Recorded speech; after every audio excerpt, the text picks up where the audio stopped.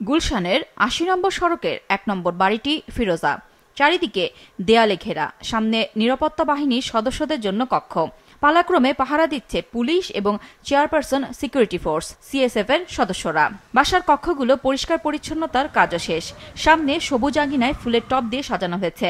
খালেদা জিয়াকে বহন করে যে গাড়ি নিয়ে আসবে সেটিও পরিষ্কার করা হয়। বিদ্যুৎ, গ্যাস, ওয়াসা, বাসার আঙিনা পরিষ্কার পরিচ্ছন্নতা, সাজসজ্জা কোনো কিছুই বাদ নেই। এখন অপেক্ষা বিএনপি চেয়ারপারসন বেগম খালেদা জিয়ার দেশে আসার। কাতারের আমিরের পাঠানো বিশেষ এয়ার অ্যাম্বুলেন্সে করে যুক্তরাজ্য থেকে বাংলাদেশে ফিরছেন বিএনপির চেয়ারপারসন বেগম খালেদা জিয়া।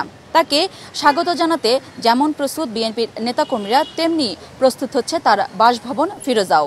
যুক্তরাজ্য থেকে আগামীকাল সকাল 10:30টায় বাংলাদেশে এসে পৌঁছানোর কথা বেগম খালেদা জিয়ার।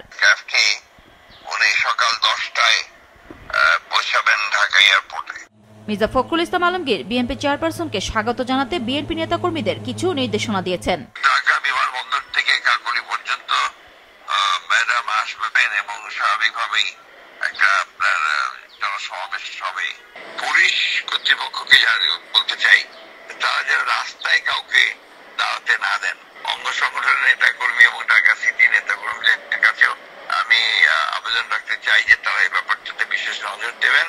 কোন রকমের রাস্তায় যেন কেউ না দাঁড়ায়, ট্রাফিক বিঘ্নিত না করে, যাতে করে পরীক্ষার্থীদের কোনো অসুবিধা হয়।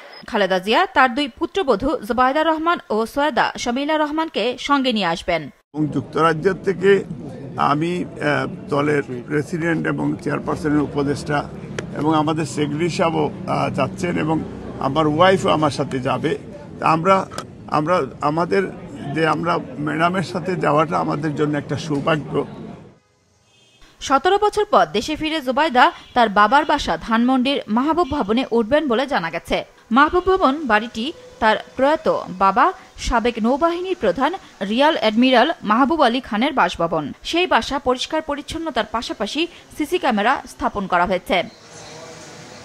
গত 8 জানুয়ারি উন্নত চিকিৎসার জন্য যুক্তরাজ্যের লন্ডনে যান বাংলাদেশের সাবেক প্রধানমন্ত্রী খালেদা জিয়া।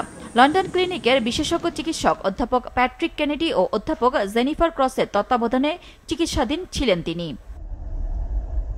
নুরুন নাহার উইলি, মাছরাঙা সংবাদ, ঢাকা।